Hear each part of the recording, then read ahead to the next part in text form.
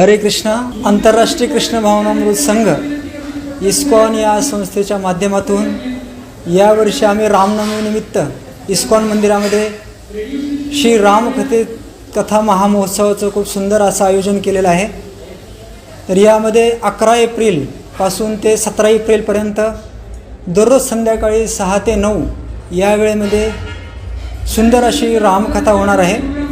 आणि या कथेसाठी कथाकार म्हणून श्रीमान गौरांग प्रिया प्रभू मुंबईवरून येणार आहेत.